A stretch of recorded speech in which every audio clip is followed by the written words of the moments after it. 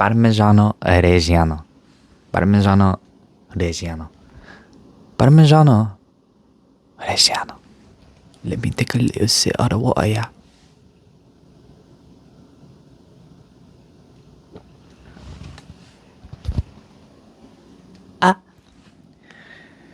Y'all ever been through a reality check that made you realize that you are not as good as you think you are? Because I have multiple times in my life, and I don't really see myself on a pedestal the way I used to.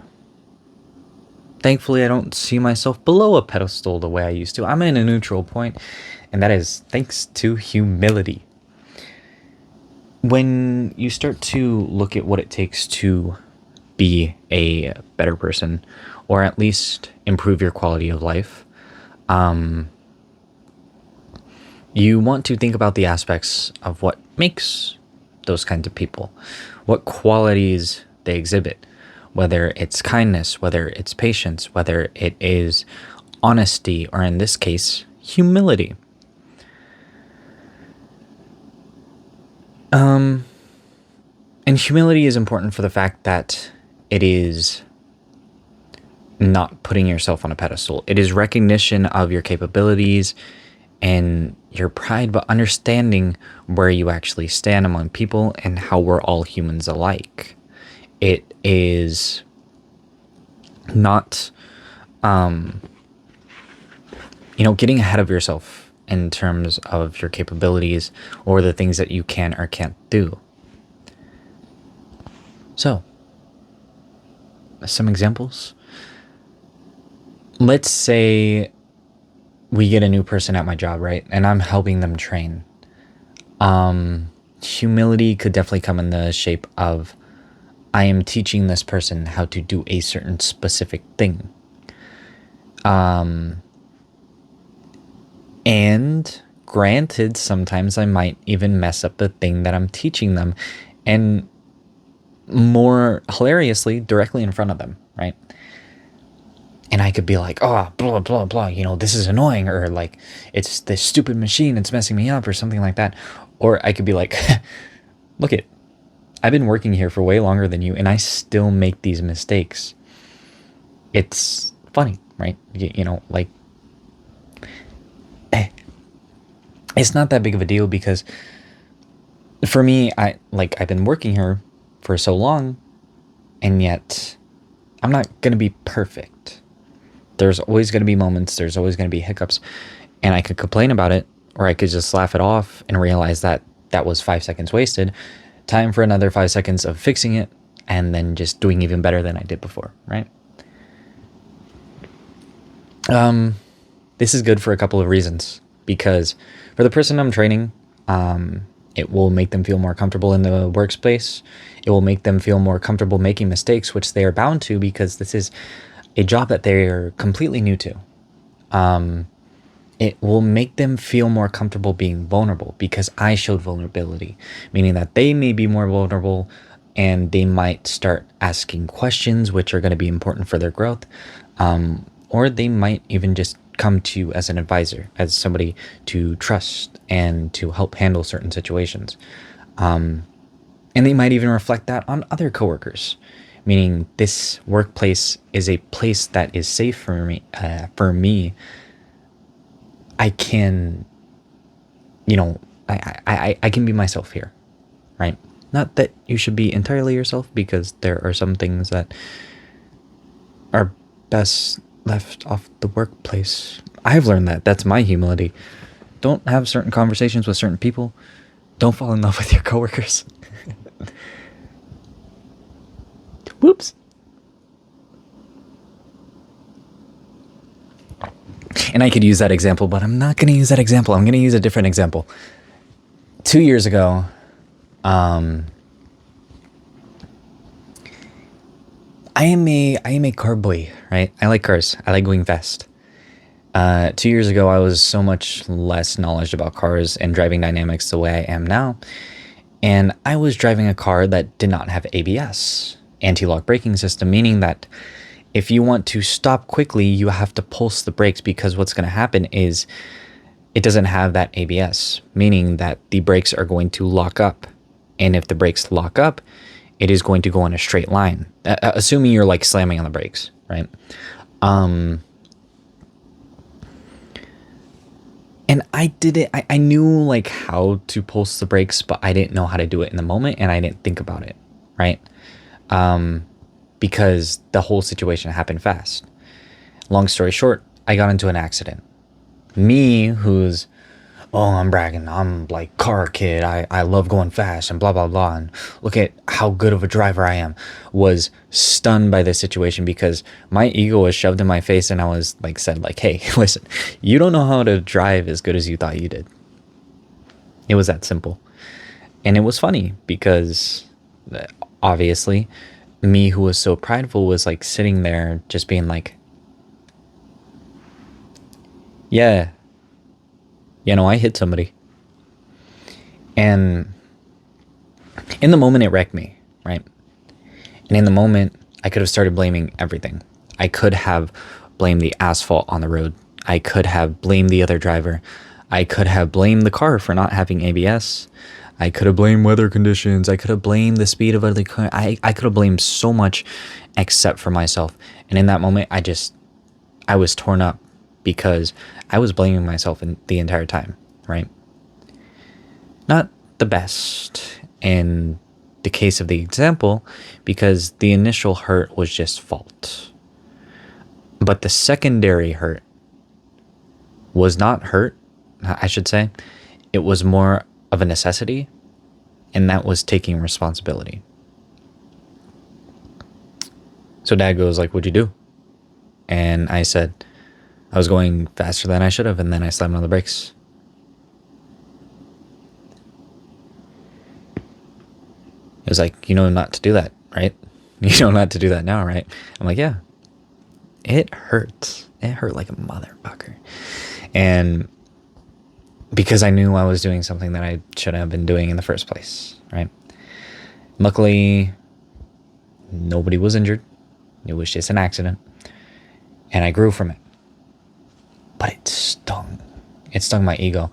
And it made me realize a couple things, which namely was accepting responsibility, accepting the fault in the situation, saying, hey, you need to not do this again. Keep it on a racetrack, and also learn how to drive. So I've done one of those things since. I haven't gone to a racetrack, but I've been learning how to drive in safe environments. You'd be surprised what technology can do. You can do it on a PC now. You don't actually have to get in a real car, but it will teach you a lot. So there's that. And then just learning where to go from there. I did get a lot of help from my dad for the whole situation, like situating out insurance and everything, but it was still a learning experience for me, right? And I don't deny that. Like, people are like, wow, you've gotten so good at driving and everything else. And I'm like, yeah, but I've still made mistakes. Wow, you're so good at your job. Yeah, but I've still broken things here. Honestly, you're such a kind and humble man. Like, how don't you have a girlfriend yet? I've still made mistakes in the past, right? I'm not perfect. And it's not just the act of allowing other people to feel comfortable around you, to feel vulnerable around you, to create a safe space for people, because honestly, I can't even do that properly. I've still made mistakes like with that in the past. And I'm trying to figure out how to kindle different relationships with different kinds of people, or if I can even do that, right? And humility is already going to tell me, no, you can't do that. You can't make everything like you. You can't make everybody like you, because humility is a rejection of perfection, essentially. Meaning that I know that not everybody is going to like me. I know that I'm going to be a villain in somebody's story at some point. I know that my ideals won't necessarily always align with other people's. And that's okay. But it's a quality of rejecting that perfection in your own mind and just accepting the self as you are. Accepting your faults, accepting the things that you can't handle, accepting the things that you can handle, and how you can handle those things by taking action and making change. See, can't speak properly. It's whatever. Taking action and making change now instead of later, because you know you're on the same playing field. I've always had this idea in my mind where I could start putting myself on a pedestal above others. But then what happens when I reach my cap? Right? So like say we have me.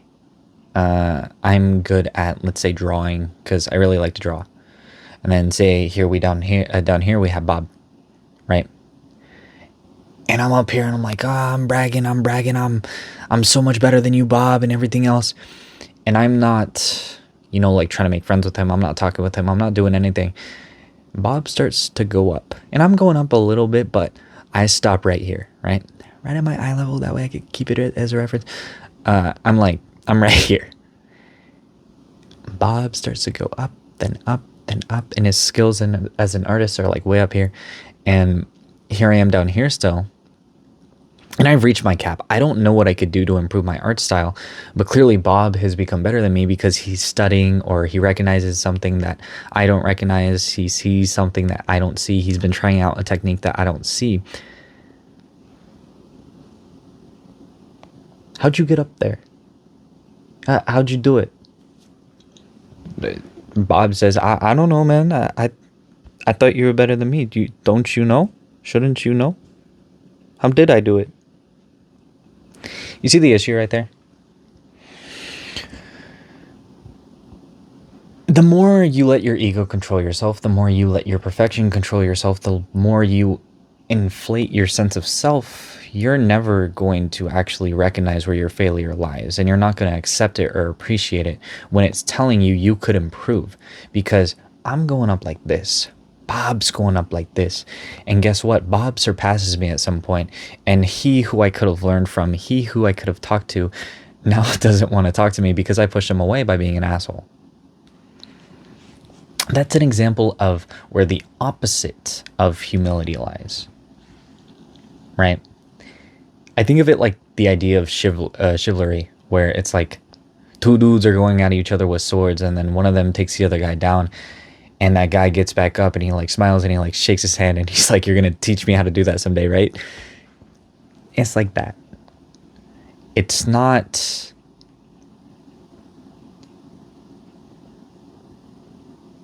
bringing yourself down. It's not saying, oh, I'm a failure. Oh, I'm so bad at this. It's just accepting it, right? It's saying, oops, made a mistake. Whatever.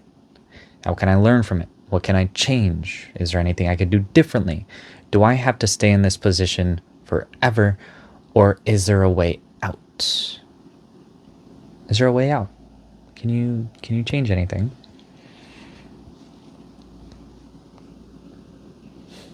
It is such a good quality to have.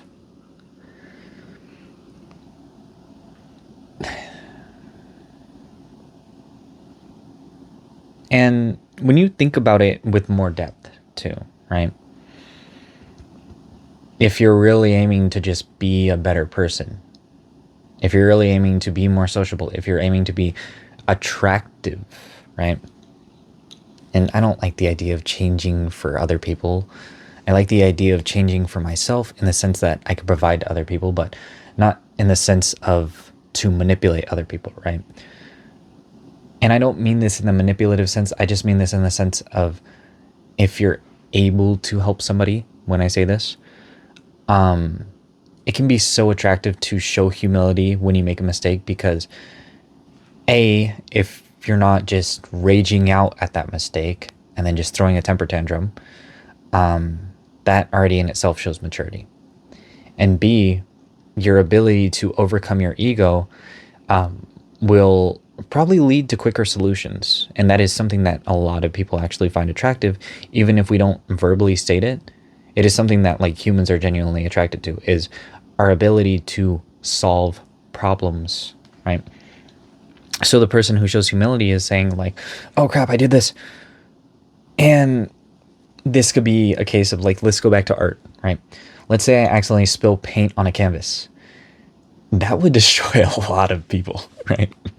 You're a couple hours in, and all of a sudden you spill paint on a very important part.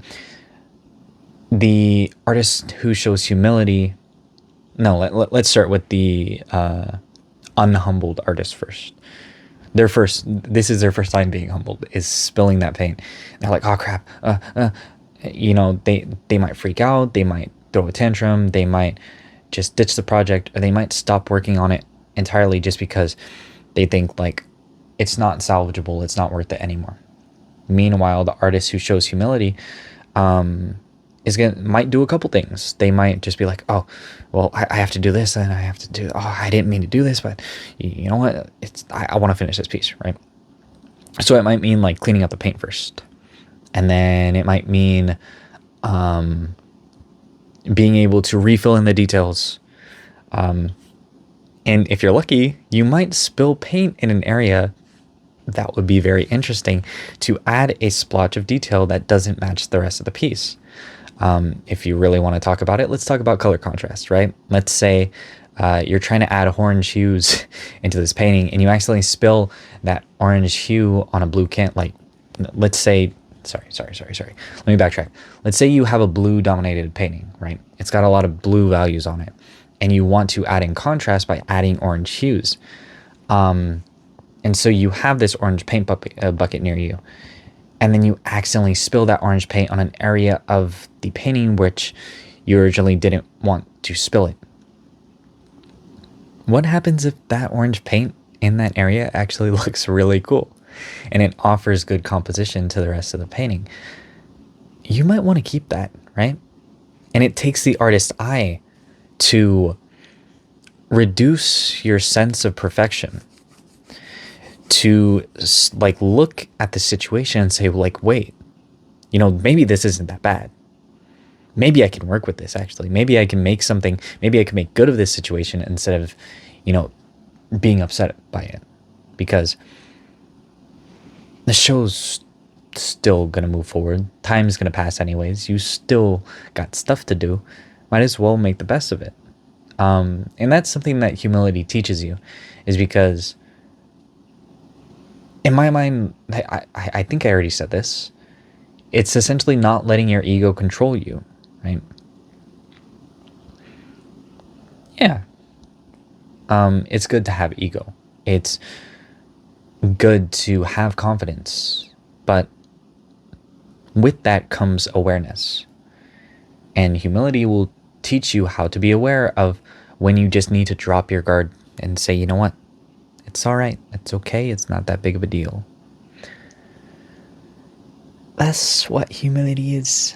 It's not putting yourself on a pedestal above other people. It's not what I thought originally when I was such a young lad, because it sounds like the word stems from humor. It's not humor. It's not making a joke of everything. It's simply the state of consciousness, the state of acceptance, the state of being able to be authentic. And I want to talk more about authenticity on another video, but not this one. And it's the state of being able to put yourself on a level playing field with people instead of, way up here. That's another thing that you see is like humility in boxing, right? Humility and humbleness in boxing, which is,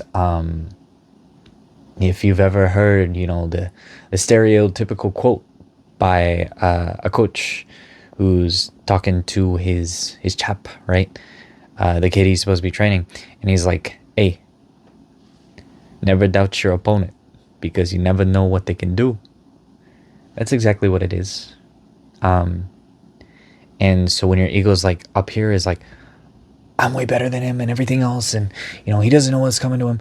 You don't know what's coming to you because you don't know how he's trained. You don't know what he's learned. You don't know every single person he's fought from day one. You don't know exactly what he's had to go through. You might know a little bit, but you don't know everything. And it's the state of like accepting or expecting the unexpected, right? Because karma is crazy. It will show you everything and nothing at the same time. and it will teach you lessons that you'll never forget, but used with humility are for the better. Sir, what's the solution? Just accept stuff. Accept the things happening around you, and then just take a breath and just say, I may not have control over this, or I may not be able to do all this the way I want to right now. I want to focus on this, but I know that this is just more important to focus on, so I have to sacrifice this, right? I know I'm not where I want to be, but I can get there. I know I've been lagging on talking to this person, and I really need help right now. Maybe it's time to reach out. It is dropping your ego. It is accepting failure. It is growing from failure. And it is changing. Ever changing. You're always going to be encountering different situations and scenarios that they're going to challenge you. In my mind, that's a good thing. It makes life exciting.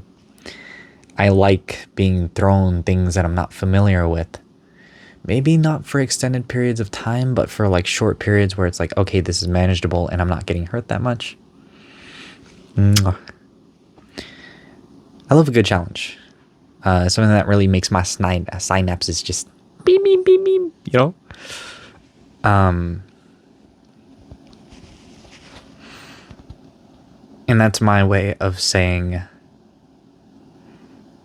I want to be proven wrong sometimes. And I want those challenges to help me grow. It sounds masochistic, but I don't feel like I'm doing a lot if I'm just sitting sedentary. I don't feel like I'm doing a lot if I'm not out encountering people or talking with them. I don't feel like I'm doing a lot if I'm not learning, if I'm not growing, right? Even if it's something small like starting a conversation with somebody I'm unfamiliar with. And for some people, that's freaking huge, you know? I don't have social anxiety the way some people do. And I don't think I really have it at all, maybe the way I was when I was younger. But I'm definitely still awkward. And I don't know how to hold a conversation. And I don't know how to continue a conversation. And it's something that I'm accepting about myself and something that I'm trying to work on. So, one of these days, maybe I'm going to make a video about that. Maybe I'm going to learn. But that's an amazing example because I know it's something that I recognize that I've been meaning to work on, and maybe wanting to talk about it, maybe wanting to document it is a perfect excuse to be able to, work on that quality. But the thing is, if I never dropped my ego to accept that, I could have blamed other people. I could have been like, oh, well, all these people have weird interests, or all these people, they don't understand me. I could have said like, all these people are just terrible and bad people to be, I could blame everybody else for my inability to hold a conversation. But that's not how it works, is it? I know I should do my part to ask questions and inform myself on stuff that I'm not familiar with. That way I could like ask better questions and continue a conversation. And so that's where I'm at right now, right? Because I've accepted. I can't expect somebody to just walk up to me and start talking to me, especially if I want to talk to them. Something's got to happen, Conversation's got to work somehow. And even if it's small stuff, like learning how to compliment somebody and then asking about what brand of shoes they wear or something like that. It ain't a lot, but it's simple and it sounds intuitive at first, but to me it's hard, right? And that's funny because I'm able to sit in front of this camera and about all my experiences, about my perceptions of this stuff, because I've spent so much time just thinking about it, but I've never actually interacted with anybody about it, you know, because it's a conversation that has a lot of depth. It's not something that you could just walk up to any random stranger and start talking about it, unless they're on that, like, that same wavelength as you. Um, but yeah, you know,